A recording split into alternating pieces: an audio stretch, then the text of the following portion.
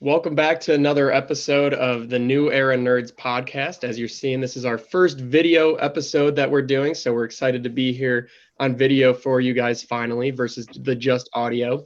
And if you are just listening on audio, make sure you check us out on YouTube as well. Before we get started, go ahead and show your support. Follow the socials, New Era Nerds Pod on Instagram and Twitter. We're doing an Instagram giveaway at 500 followers. And then the TikTok is at new_era_nerds. So make sure to follow those. We appreciate all the support. All right, guys, the season 1 finale, episode 6 of Falcon and the Winter Soldier. Make sure you watched it before you listen to this episode because it's heavy spoilers. We have a new player in the game today with us, Dan. Welcome, Dan. He's a good friend of ours, Logan and mine. I'm actually in his apartment, his old apartment, same room that he used to live in. So, Dan, how you doing? I'm doing good, man. Appreciate you guys having me on. Yeah, Logan told me that you lived at in my old room, so I'm glad it's in good hands. Oh yeah. We discovered that a little bit at Logan's wedding too. Yeah, that was a great time. Was a good time. Was a good time. Thanks for yeah. coming, guys. Appreciate you. Appreciate No you problem. always. Thanks for having me on. Yeah, absolutely. Logan, why don't you kick us off with just a couple of your initial thoughts of the finale? We'll break down the episode. And then after that, we'll just go over some major thoughts of the series, what we liked, what we disliked, and some major key components of the series and where these characters and stories are going from there. Right. Okay. So, well, here's where I'm at with it. I loved how they got right into it. Pretty much, it was like, boom, we're in action, we're fighting, we're getting shit solved, and that's about where it dropped off for me. I'm gonna be honest. You texted me, Tommy, that you were pretty indifferent about it, and I felt the same way after first hour or so after the episode. I kind of just said, yeah, it was okay for what it's worth.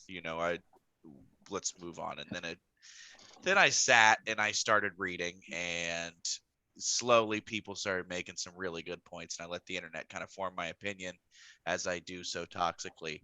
But the fact that they got right into it, I guess, is my biggest issue with the whole season finale in general. But we'll get into that when we talk here, the good, the bad, the ugly, here in a little bit. But overall, if I had to give it out of 10, I would say probably I'll give it a 6. What about you guys? What are we thinking? Yeah, Dan, go ahead. What just the finale for right now, that season 1, episode 6, what are your overarching thoughts? I mean, overall, I thought it was pretty well done. I think the main storylines with Bucky and Sam are wrapped up very well. I do think there's some things I did feel it was a bit rushed. I kind of felt that way about the WandaVision finale too. Like, it was good. Mm-hmm. It just felt about a bit rushed. Um, I know we're getting into the good, the bad, and the ugly here. I kind of have one overall ugly with the show that kind of came on a little more at the end of the season finale. But overall, I'd probably give it about a 7.5, 7 out of 10. I thought it was good. The main storylines wrapped up pretty well, but it definitely had its flaws. Yeah, for me, I'm pretty much on board with you guys. I know last episode we said that they have a lot of questions that they need to answer. I think they did answer pretty much all of them. There's still a couple, like obviously some things that we're gonna see in the future moving forward, but I think they did a good job of answering things overall from a production standpoint. I think it was really good. I thought the visuals of the fight scenes and things like that were really good. From a pure action sense, yeah, I thought it was great. But there's still some other things that I just really didn't enjoy too much, and we can get into those when we talk about the specific scenes. But yeah, I guess my overall grade would probably be similar, like a 7.5, around that area. Talking about specific things and specific scenes, Logan, you mentioned that we open up into the action right away, and we get to see the costume very, very quickly. Sam flying in the sky. We kind of get a little bit of setup with Carly. We see her. She notices Sam's flying around. Bucky's working on getting into the building. And then Sharon, we find out that she's working with them on this mission as well as a little bit of backup. So thoughts on the new Captain America Falcon costume? I know, Logan, you had some pretty strong opinions on it, so go ahead. It came from the Wakandans, man. That's what pisses me off so much about this. It came from the Wakandans, pretty much the sole proprietor of vibranium, and they've got the best technology in the world. I mean, look at the Black Panther suit.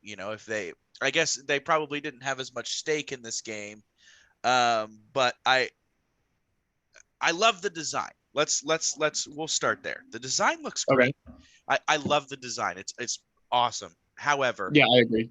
Why the hell does it look like a poor fitting Halloween costume? Can somebody tell me that?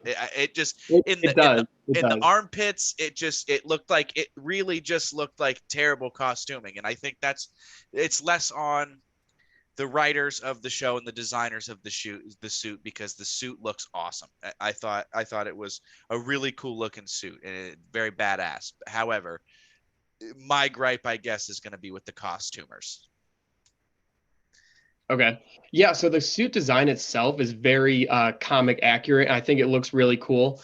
Like you said, it does look really big on him when he's just standing around, like walking up, like towards the end when he was talking to the senators and stuff like that. Like it just looked like chunky on him a little bit. But I thought the same thing about his suit earlier in the series as well, like in the episode 1 and 2. Same thing. I thought when he was walking around, like his suit still just looked really, really big on him for some reason.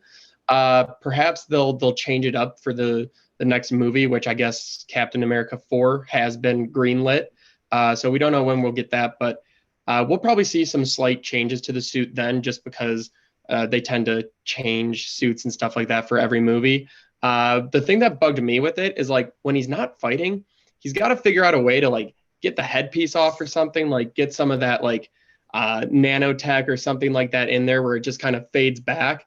Because he looks a little goofy when he's just talking to people with those red eyes and stuff like that. The eyes are a bit too red. I would agree with you there. Yeah. Even like it's a crisp, clean suit, but you can almost say it's a bit too crisp with all the white on there. And when he's gonna be fighting people and killing people, I mean, think of how much blood he's just gonna get on that thing. You know what I mean? So, like, I think overall it's a cool. It is very comic accurate, which I thought was really cool, but I do think it's just, like, maybe a bit too crisp, if that makes sense. Right. The man is a nemesis to dry cleaners.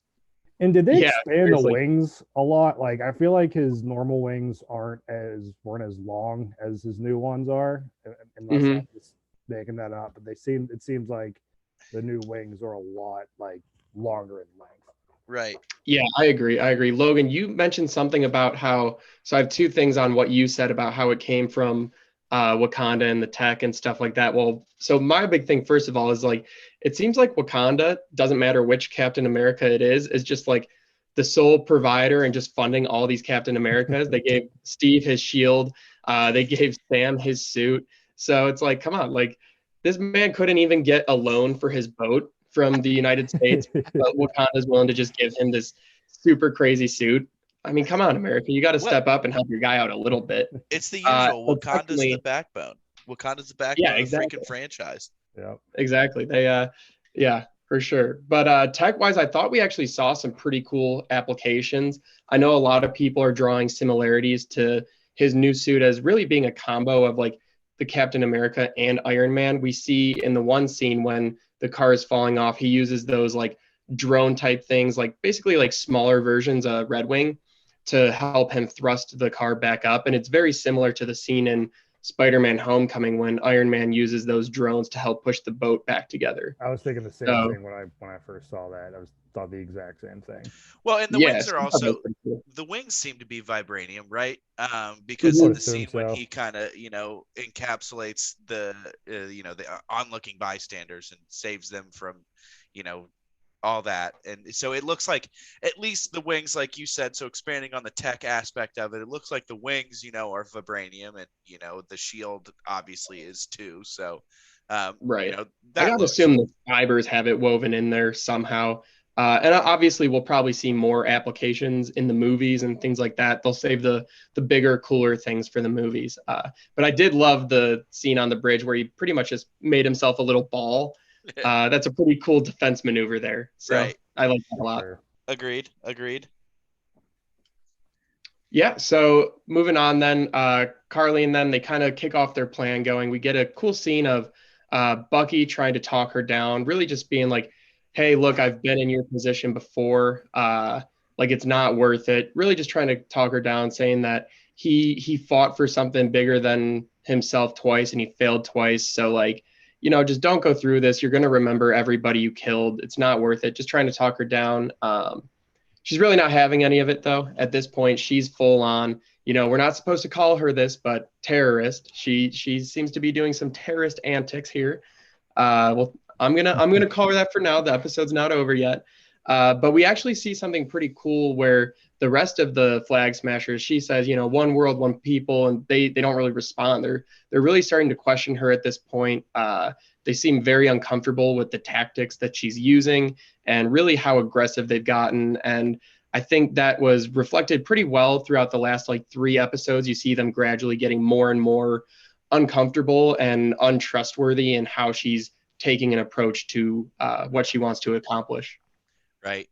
And yeah, like you said, she says one world, one people, and they're very hesitant to respond. And you can tell a lot of these people didn't necessarily get into this movement to do the things that she's doing or the way she's doing them, at least. They all have that same kind of, they want that they've got the same common goal, but at the same time, it seems to be lost on them a little bit when she starts blowing shit up. Yeah. Dan, what do you think? Yeah, I mean, I know we'll get into it later, but my whole biggest gripe of the show was her, to be completely honest with you. So I'll save that for when we get into a little more broader overview of the series. But yeah, it was that was probably my biggest gripe, is just with her overall character development. So I'll kind of dive into that when we get into it. Yeah, absolutely. Yeah, cool. So yeah, moving on, we just pretty much get to see her plan acting out. The people are getting evacuated from the building. Obviously, we find out that's what they wanted them to do. We get to see Batroc, the Leaper, and the Falcon fight. We get to see Bucky getting a pretty good fight with some of the other Flag Smasher super soldiers. And also then it leads on into the sequence of Falcon fighting the helicopter and Sharon taking out one of the bigger Flag Smashers. So what do you guys think about? I know that's a pretty big chunk of the episode, Right. But yeah, what were some of your thoughts on those sequences? Dan, I know that this isn't lost on you, but Batroc the Leaper is played by UFC legend Georges St. Pierre. I thought Correct. he did fantastic. How do you think he did? I completely agree. With that first fight sequence and just him just doing the fucking roundhouse kicks and stuff, like that was so cool. I really enjoyed his character. He didn't really have as big of a story arc in Right. Winter Soldier, but I enjoyed his character in this when he talked in French. I don't know why. I just thought it was funny because it was just so like aggressive. Like it just made me laugh. Yeah. The helicopter scene where Sam is flying around, I thought that whole cinematography was just really cool, where he's Right. flying through the water and grazing through that and everything. I thought that was cool. And Sharon Carter, man, she's really out for blood. Like she didn't just roundhouse kick or snap that guy's neck. Like she melted his face. Like I'm really Yeah, she tortured that dude. yeah. So I'm really interested to see where her character goes, and obviously we'll talk about that later. But yeah, those sequences were awesome. Right. And we also kind of just, like we're doing, just moving right along here. We got to see kind of the completion of the John Walker arc, and what he turns out to be, and he turns out to be good. And, obviously we all know the end of the episode. We'll get into that in a little bit. We get to see his complete arc into what is next for him. Tommy, what do you think? Where do you stand on his arc?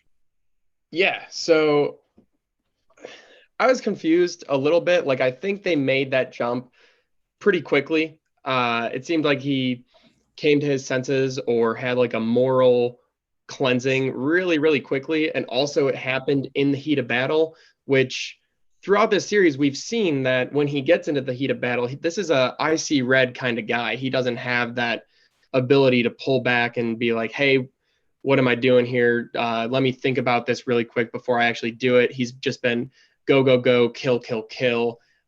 So then to finally be in the position he's at, to have an opportunity to take down who he's been trying to this entire time. He's in the heat of battle. He has all this anger and aggression, and like he's finally letting it out. And then just out of nowhere, he's like, you know what? Maybe I'll just let her go for later. I'll get her.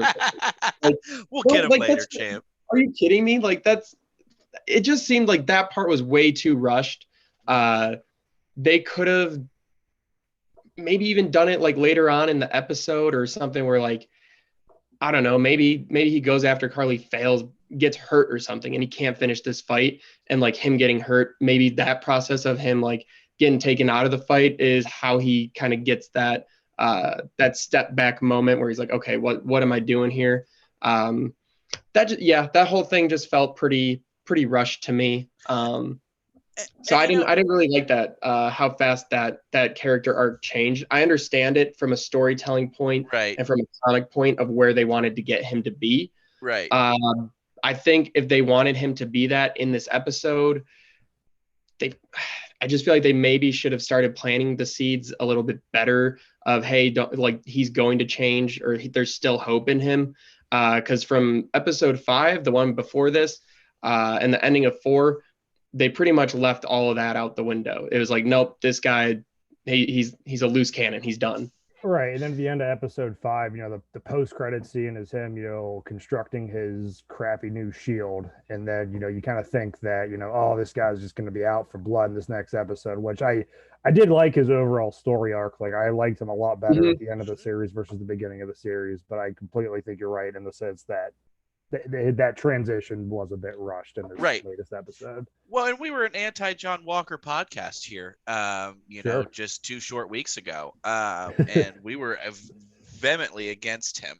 Am I still against him? No, not necessarily. I think. Yeah, I'm not at all anymore. I was super against him, but I really did enjoy his overall, his overall arc. But I didn't think it was definitely. Well, and the making of the shield kind of just went to shit immediately, though, too, didn't it? I mean, it's just like he made. Yeah, but what did you expect? It's made out of steel. We were all waiting for that to happen. We were like, I can't wait. One of these super soldiers punch this shield and just fold it in half. Well, and you know what? I thought it was going to be against. Part of me thought it was going to be against Bucky or Sam, and he was going to try to, go up against one of them, and that's how this change of heart was going to happen. That's how I thought that was going to happen. Was he was going to get the shit kicked out of him. And like recreate the Endgame scene when Steve hits Steve's shield. The 2 Captain Americas hit the shield at the same time. Recreate that with like him and Sam, and his just goes right to dust.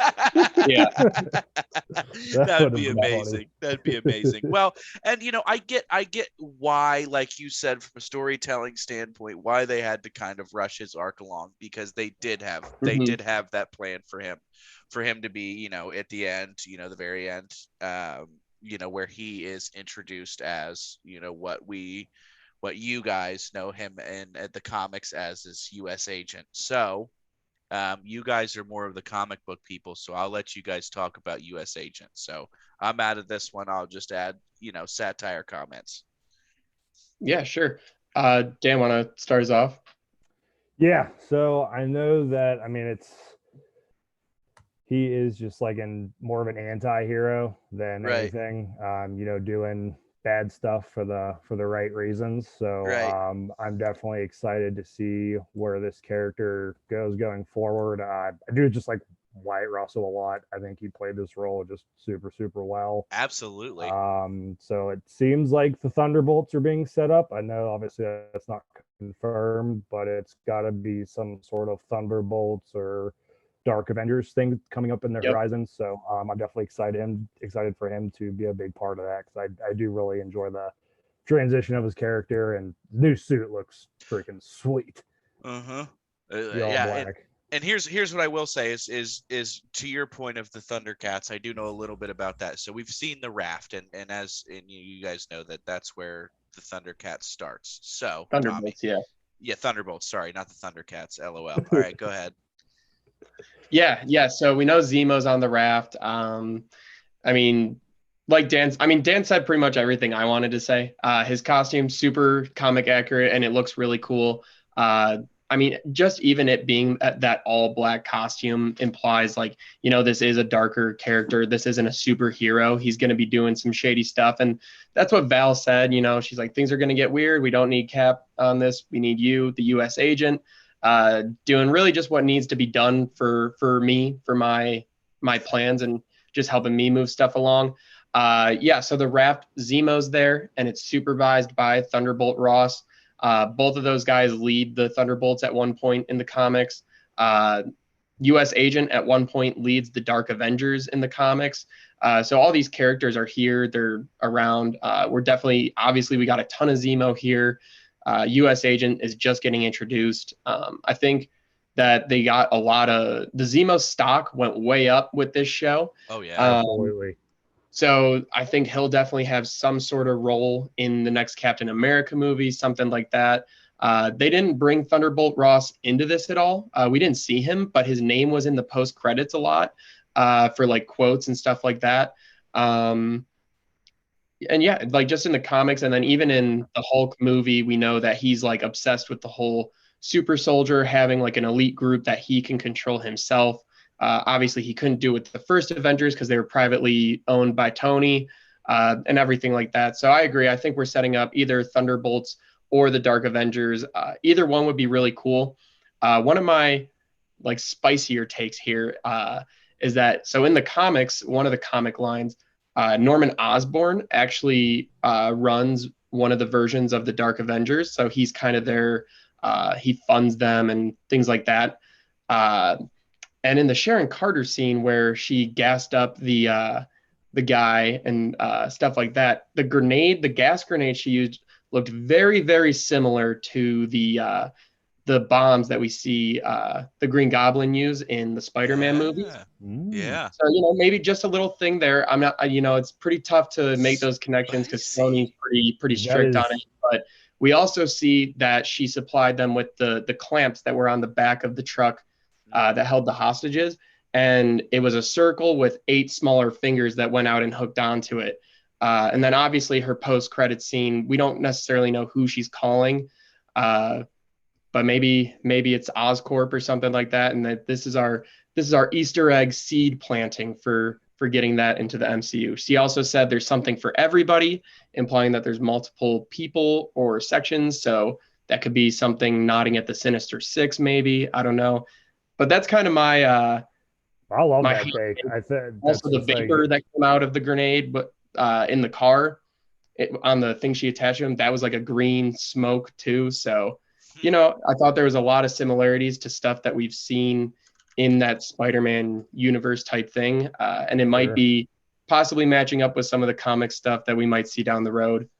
So that's kind of just my hot take on that. Yeah, no, I like that a lot. So we think that the 8-pronged little clamping device, do we think that's got something to do with Doc Ock? It could. I mean, we already know that the guy who played him, his name's escaping my mind, but in Spider-Man 2, the original. Hold on, I got it pulled up. Hold on. It is Alfred Molina. Right. Correct. Yeah, we already know that he's confirmed to be in Spider-Man No Way Home. So, we don't know for sure if they're doing a multiverse, but things seem to be looking like they're going to be doing a multiverse. And they're not shy from that. Really cool. They're not shy from the multiverse kind of thing. Obviously, no. As we know in the animated Spider-Man, that was kind of the whole that was a whole multiverse movie. Correct. So right. Not shy and in the first Doctor Strange, like the multiverse is talked about like very, very heavily. Right. So, and obviously, yeah, it's one of those things that they've been planting seeds with for years. And I think Spider-Man Into the Multiverse was just such a huge hit animated that they're kind of saying, how can we not do it live action? Sure. And with that, I think that I don't know if the villains in that will be the Sinister Six, but we have Doc Ock confirmed in it. Jamie Foxx is confirmed in it, playing Electro again. We know we don't know, but we have a feeling that maybe Mysterio might still be alive somehow, just from his like illusion type tricks. So when she said, there's something for everybody, it could have meant like everybody on your team. Right. So yeah, I just think that's a fun Easter egg possibility that we could be seeing actually pretty soon, since that movie comes out in December. Yeah, I love it. I love it. I All do right. as Well, well. do you guys want to get into the good, the bad, and the ugly? Sure. Okay, Tommy, Let's do let's it. start us off. What's your good? All right. So my good is that this show did what I think a lot of these shows are going to do very well, and it's going to take those B and C list heroes and characters that we know about, but we don't know enough about. Take them, make us get invested in them, make us get interested in them. I mean, WandaVision, you know, going into it, Vision was pretty much like kind of just like a nerdy hero that we just didn't really know much about. I mean, he wears sweater vests. Like I don't know what's up with that. But coming out of that, we're like, oh, Vision's the man. Vision's the man. So Right. that's really cool. And now Scarlet Witch, Wanda, just this huge character that we're going to get going forward. But these shows, even though we know these characters, they're pretty much acting like origin stories. And I think that's really cool because we've known these characters for like 5, 6, 7 years now in some cases, but we're finally like just getting to their really fully evolved states. And I think that's really important because we aren't going to have Tony Stark anymore. We're not going to have Steve Rogers. So it's important to somehow find a way to build those up. And I think the show did that really well for Falcon, who's now Captain America, Bucky, who I think we'll see in the future. I hope that somehow in like the Wakanda show or maybe the next Captain American movie, we see him transfer into the White Wolf instead of the Winter Soldier. I think that would be really cool. So I think they did that really well. One of the bad things, or I guess like ugly, this show didn't really universe expand for me as well as much as I would have liked it to. I think WandaVision did a lot better job on that, bringing, we had hints of magic and stuff like that in the MCU. We had Thor's mom and stuff like that, but that really just brought a whole new ball game to the MCU, and especially the villain being someone that really a lot of people had no idea who it was. Agatha Harkness. That's a pretty deep comic character, and they Okay. brought her in and executed it. This one, I don't really think they did a great job with like coming up with a new cool villain that we can see moving forward. I know we have the power broker in Sharon, but I don't know. I don't even know if she is the power broker personally. She never really confirmed it herself. But yeah, I don't think they did as good of a job creating our next overarching villain or mastermind type thing. And again, like going down the road in 4 or 5 years when we maybe do get a Thunderbolts type thing, that's going to make this project, this show, way cooler. But that's also what Marvel does. It happened with some of the other movies. They weren't so cool when they came out, but then, you watch Infinity War and now you can go back and watch it and it's like, oh shit, like that just set everything up. So Right. things This like 30-second scene just set up an hour long of a movie, a year yeah, and a half later. yeah, Right. exactly. So I mean, it could just be an issue of, obviously we're not seeing everything that this is setting up right now. We don't really know, and we won't know for a few years. So we'll just have to see down the road how it pans out. Um, but yeah, I think also one of the good things, obviously, social issues. I thought they did a really good job of how they handled that and brought that up and tackled it throughout the show.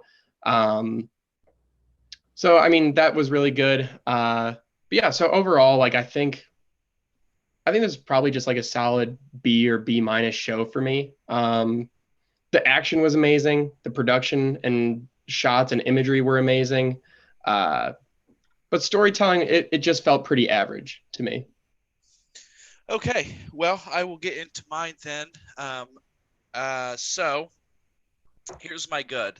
Like you said, the complex setup for the next chapter.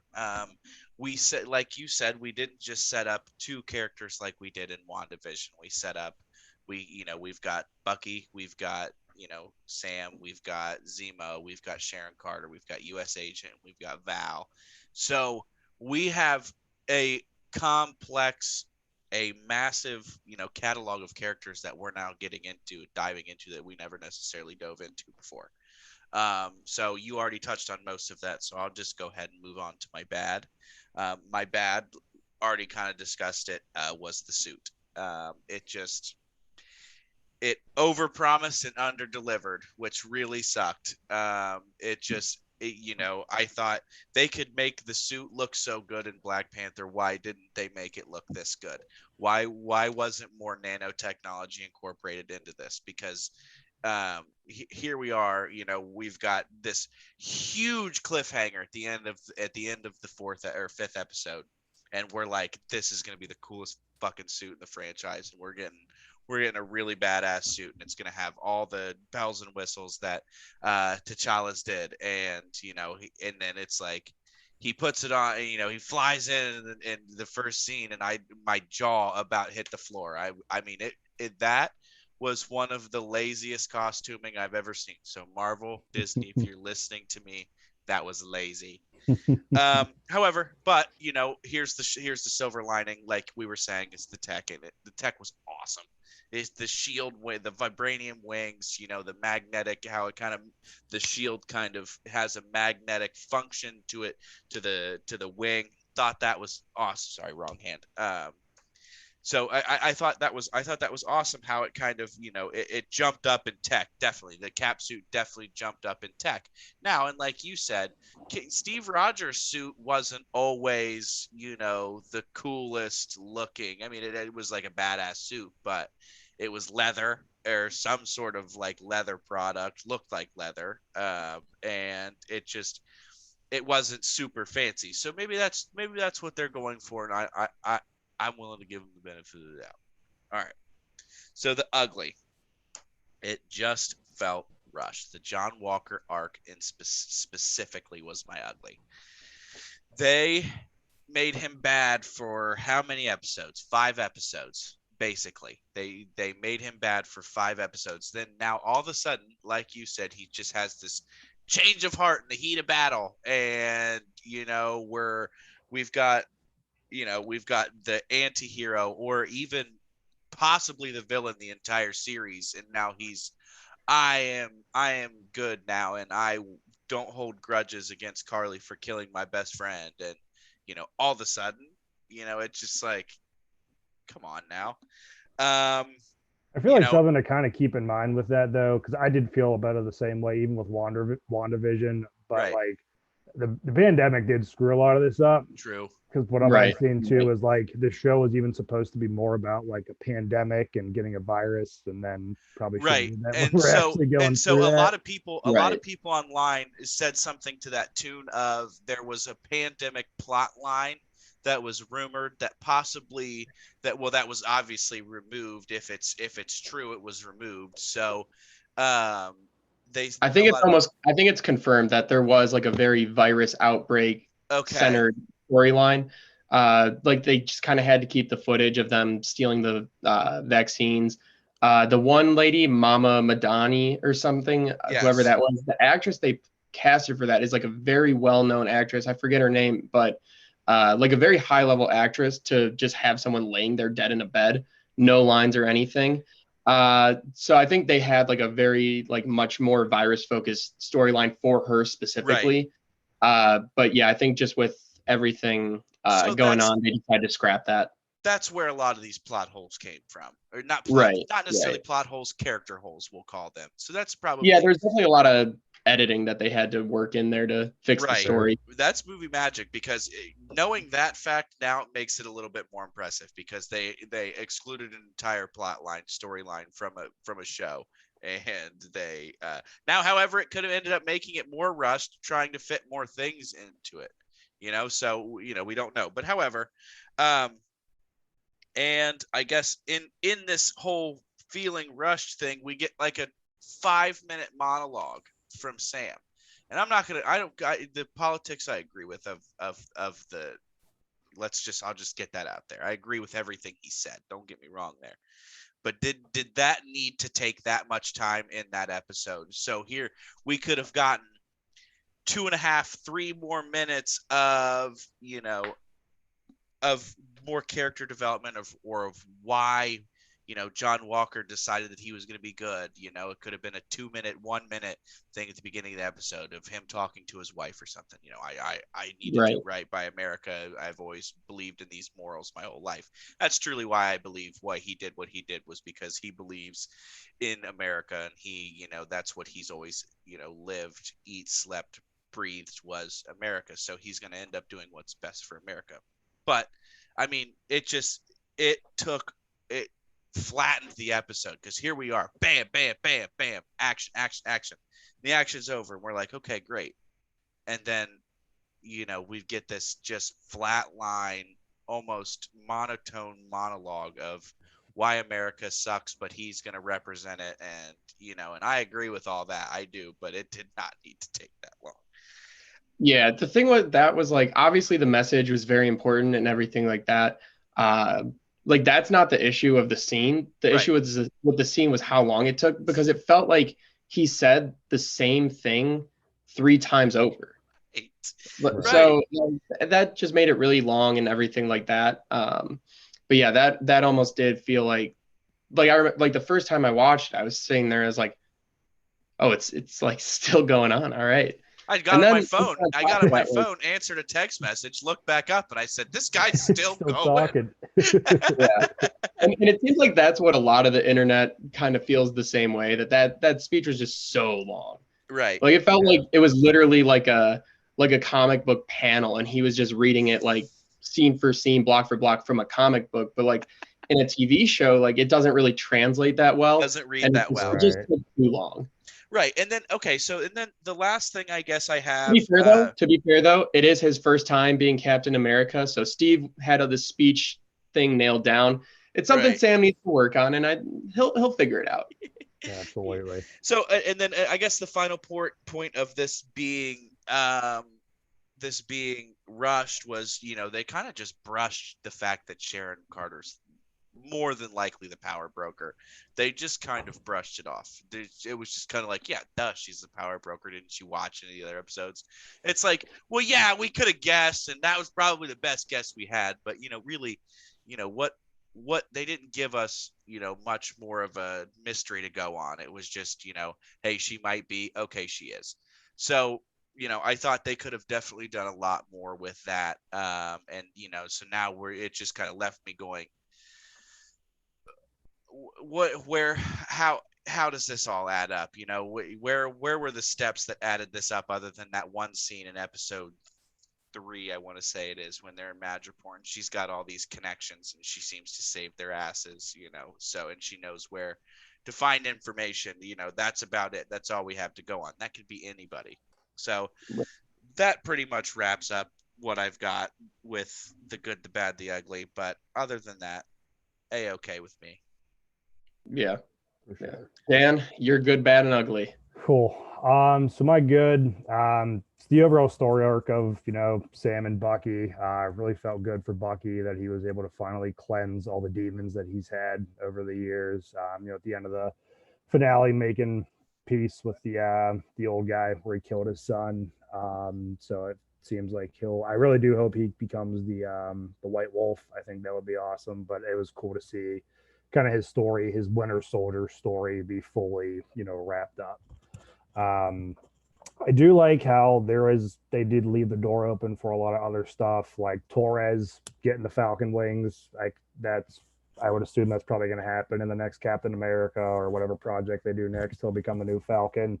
I don't think this will be the last time we see Madripoor, just giving that it's X-Men, Wolverine roots. I think it was a really cool city. So I don't think that'll be the end of that.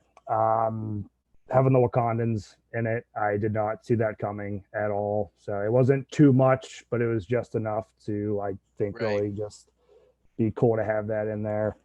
So overall, I mean, I don't have too many complaints about it. The bad, I really, really just did not like Carly's character. She was impossible to root for. Her death was just like, really? Like, that was it? She gets shot by Sharon, who's already wounded. Like, I really did not like that. I just didn't care for her character at all. I mean, I guess she played a good villain, but like, there's villains where like you really like, and hers just didn't do it for me. Well, and going off what you're saying, that scene where Carly gets shot, you're sitting there going, Sharon's gonna shoot her. Yeah, right. You know, like it's like she's Yeah, standing because there Sam's not with the doing gun. anything. Yeah. It's like, all right, well, someone's pulling the trigger, and it's gonna be Right. Sharon. So it's like, yeah, good, continue. Sorry. Yeah, no, you're good. Yeah, so that the whole Sharon is the power broker thing. I really don't think that she is the power broker. Just with Zemo said he knew who the power broker was. That whole sequence, whenever they killed, or whenever Zemo killed that Nagel guy, like it doesn't really line up with her saving them and all that stuff. So I don't think that she is going to end up being the power broker. That's just kind of like my spicy take, if you will. Yeah, I agree. And just even her whole character arc was just kind of like meh. Like I didn't hate it. I didn't love it. It was just kind of like a meh. Right. She's the daughter of Peggy Carter and possible, what is it, niece of Steve Rogers? No, she's Peggy Carter's niece because her and Cat that's what it is in Civil War. So if they were niece and nephew, that would have been pretty weird if they were smacking face. And then the ugly Walker shield, like that thing just sucked. Like that was honestly like it was a waste of a post-credit scene. Right. Yeah, it really was, because it's like, all right, he puts this together with all his war medals, and then he uses it for like 5 minutes, and then just like that post-credit scene. If they are doing a Thunderbolts thing, they could have just given us a little more service. Like even if it's just like Thunderbolt Ross like picking up a phone and answering it, like something like that would have been so much cooler. Like that would have went further to add to the story and just like make it that much more interesting. Right. Yeah. Well, I thought it was after this, it like that was a garbage post-credit scene. There was no point. Yeah, at least like give us a tease of who's on the other end. But I was listening to a theory that like there may be a bigger power broker at large, that like in the comics, I know the one power broker's name is Curtis Jackson. So one of the theories is that just hasn't been cast yet. So we may get an actual power broker named Curtis Jackson, or I think there's another one, I forget his name, but that just may not have been cast yet. So I hope that's the case. I hope it just wasn't Thunderbolt Ross or something, because if it was, you could have just been like, all right, just put him on the phone. We all know he's an established character. Right. So I hope that's kind of like a working theory. Well, but overall, I give it about a B plus. I really did enjoy it. Well, and to go off kind of what you said about Madripoor and Wolverine, there's a reason. There has to be a reason they went to Wolverine's part owner. He's the part owner of the Princess Bar. I'm pretty sure that's what it calls. Well, they couldn't. The director even came out and said like, well, they couldn't use that city before Disney acquired the X-Men rights because that was connected to the X-Men. And she said that there's a reason that like now we can use this. So I don't think that'll be the last we see of Madripoor at all. So we get the mutants now. Right. I hope I don't know if you guys saw, but there was actually a website that Marvel made called like exploremadripoor.com, and it just kind of told you a little bit about it. It told you a little bit about the bar that they were in. I did see that. There's a huge leak, like one of the developers or someone, and I think they probably did this on purpose, but the developer like put in a thing where you could go to the shipping crate place where Nagel was and where that big fight scene was, and you could click on some of the crates and it would show you like what's in them. And it was a bunch of different X-Men. And one of them was Mystique. Right. I did see that. Basically, it's just Marvel being like, oh, hey, like Mystique is in Madripoor. Basically like a secret weapons program. But they took it down like within an hour and said like, whoa, no, that wasn't real. So I think that like just little stuff like that, like they could have figured out a way, like if that is like something Marvel wants to do. I think they intentionally put it out there because like there's no way whoever's working on that site just accidentally posts Mystique on the website, like a major X-Men character. Right. They could have found ways to like just work it into the background of the show. Like people would catch if you had like a plate on the shipping crates that said like some sort of code, people would figure it out, like what's in there. Right. So do you maybe think that maybe that more leans into the fact that it was an actual accident? rather than. No, I think Marvel Oh, you like think they didn't want to go overboard. Like they didn't want to right? put like a huge X-Men in the show. So they just say like just like a little breadcrumb, like, hey, they're coming, but like not yet. Working on them, And again, I Right. don't think these shows are going to be used to introduce those major characters. They're not going right? to introduce one of the most popular X-Men in a show. They're going to save it for a movie. You're right. Right. Or Absolutely. its own, like series, whatever. Yeah, but that would just defeat the whole purpose of the show because you want to be talking about Sam and Bucky, you'd be talking about Mystique, or Exactly. Cyclops, or some other X-Men that Right. was teased. Right. And I think it's honestly, as fans, it's almost on us to hold back those expectations. Like there might be something like very, very small in the background, sure, but we're not gonna get introduced to Wolverine in the Falcon and the Winter Soldier TV show. That's Right. one of the most popular superheroes of all time. They're not just gonna be like, there he is. Yeah, there's There he is, guys. Wolverine. They know their He's fighting market, with Captain America now in this TV show. right? Like, come Okay, so biggest questions. What are your guys' biggest questions? on. I mean, the power broker is still, I'm not convinced it's Sharon at all. I still think she's working for somebody at large. Do you guys have something? Go ahead. I gotta really think about that. Yeah, I got to pretty much building off of that one is who was she on the phone with? I think that's just a Right. major obvious question. Who was she telling that she can buy all these things for? So I think that's a big question. Who's she talking to? My other question is, maybe we do this as a side episode, but other than Bucky, what other Avengers are getting invited to the Wilson family cookout? Ooh, that's a good damn one. good question. Yeah, that is That's a a good question. damn good question. Not many of them. I'm gonna say Yeah, that now. definitely not Ant-Man. Definitely nobody that was on Iron Man's team in Civil War. Isaiah good point. Bradley will get the copy invite. Oh, for sure. Yeah, yeah. So I guess my biggest questions are just two questions of motive. One, what is Sharon's motive? Maybe she has allegiance to nobody. What is her allegiance if she has any? That's pretty much. And then Val, what the hell are her intentions? What are her motives? What does she want? Why is she so invested in making John Walker the U.S. agent? Well, I think we may have had a bit more guidance to that because she's supposedly supposed to be in Black Widow, and again, kind of circling Right. the whole She's COVID thing. cast for Black Widow.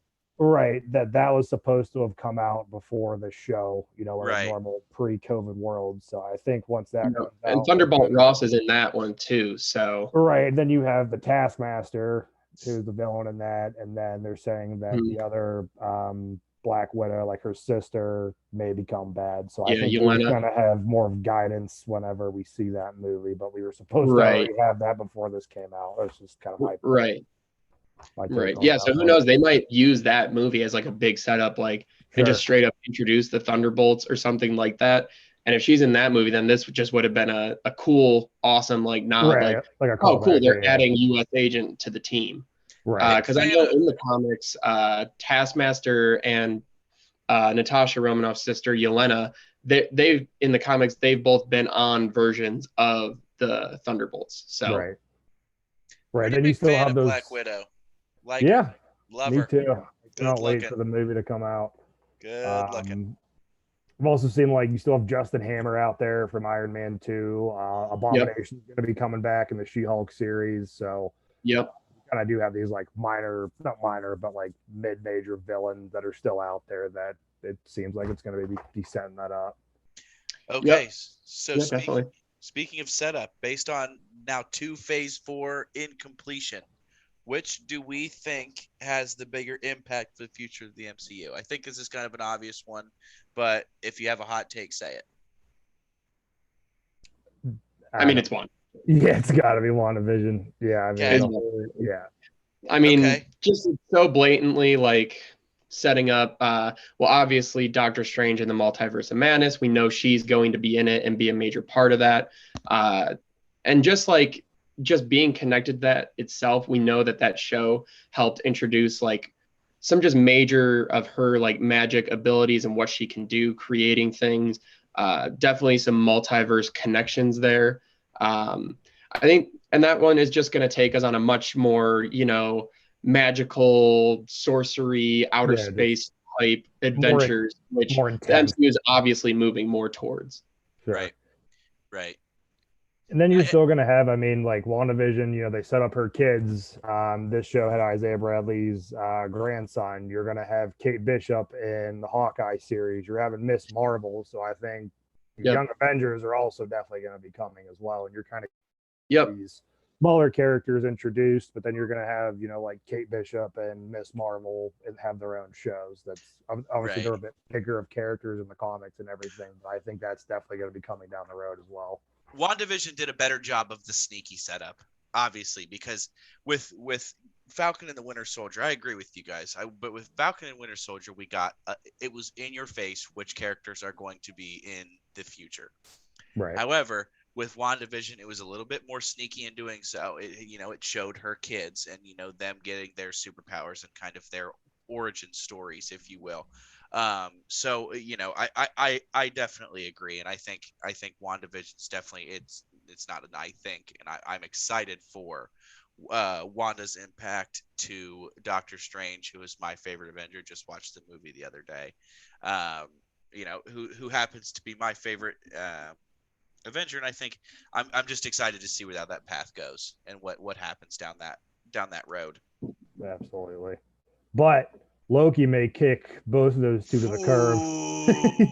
I've said on the show, I've said on here that that's the show that I'm most excited for right now for Marvel. Right, absolutely. That's a timeline mind fuck waiting to happen, and I'm so ready for it. I am as well. So I think, if we have this conversation in a couple months when Loki's over, that it's probably just gonna be like, all right, like the two shows didn't even snip Loki's jock strap. You know what I mean? With the way it's just gonna. These episodes are just going to be a straight just Loki dick sucking, and I love it. I'm excited. I'm here for it. I know. I'm so happy that we're going to continue to see that character, just because in every project he's been in, it's just been incredible. So I cannot wait for that show. Yeah, absolutely. Absolutely. Well, that is all I've got. Does anybody have any closing statements or anything that they'd like to add to wrap us up? Not really. I think, at least for me, all the major points that I wanted to make and talk about, we did. We talked about some fun theories, some future stuff moving forward, and how this helped set that up and where we could be going. Overall, the show did its job. Obviously, I think there's things they could have improved upon. They had some major hurdles to go over with the storylines not matching up appropriately with the real world situations going on. So they had to dance around that. The show served its purpose. I know I've talked about how Bucky's one of my favorite characters. So I'm glad to see, at least in the final episode, it looked like he actually knew how to fight again. So that was good. I like that. So overall, it served its purpose. Dan, go ahead. What you got? Yeah, you both pretty much said it. Like it was a really good show. It had its flaws. Just happy to have MCU content back. Right. I'm not gonna grill it. I'm not gonna gloat it, but I just thought it was a very solid show. Right. I'm with you guys. Anything I had to say, any of my gripes, I guess I got them out. But again, overall, for the 6 episodes that they had to work with, I thought that they did a very swell job, and I am excited to see where we are here in 6 months from now, knowing what we'll know then, and kind of just laughing at what we don't know now. So Exactly. After the Black Widow movie comes out, we're probably going to sound like idiots. Well, that's okay. That gives us more shit to talk about, Exactly. We have 4 movies coming out, 2 shows by the end, or 3 more shows by the end of the year. So, we're going to have a completely different setup here by the end of December. Stock's high in having a mostly Marvel-dominated podcast, I'll tell you that much. Absolutely. All right. Well, I will go ahead and close this out. Go ahead and follow, and subscribe to our newest YouTube video, our first YouTube video. Dan, I don't know if you know that, but you are now part of the first New Era Nerds podcast YouTube video. So like, subscribe, share, turn on notifications. Also, hit our social medias up, Twitter and Instagram, New Era Nerds Pod, and TikTok, which is new_era_nerds, where Tommy likes to go and post his spiciest content. He's got a lot of really cool videos up, kind of engaging with the audience, asking what they want to see, what they want to hear. So if there's anything you heard today that you didn't think we touched on enough or not at all, go ahead and hit us on any of those: Twitter, Instagram, TikTok, all that. Hit us up. We'd love to see you. We'd love to talk to you, and we'd love for you to give us more stuff to talk about, because that's how we do this thing. So without further ado, I am going to go ahead and close us out. See you guys later. Tommy, love you, buddy. Love you too.